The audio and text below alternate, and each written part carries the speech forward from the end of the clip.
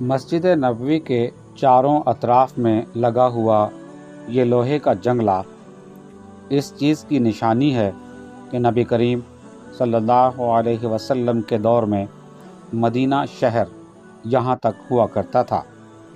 نبی کریم صلی اللہ علیہ وسلم کے دور میں جہاں تک مدینہ میں آبادی تھی، آج مسجد نبوی اس علاقے پر مشتمل ہے۔ اس وقت ہم گیٹ نمبر 337 کے سامنے سے گزر رہے ہیں۔ امام بخاری رحمۃ اللہ تعالی علیہ کسی تعارف کے محتاج نہیں ہیں، ہر مسلمان ان کے بارے میں جانتا ہے، اور ہم علماء کرام سے ان کے فضائل سنتے رہتے ہیں۔ امام بخاری رحمۃ اللہ تعالی علیہ کا پورا نام ابو عبداللہ محمد بن اسماعیل البخاری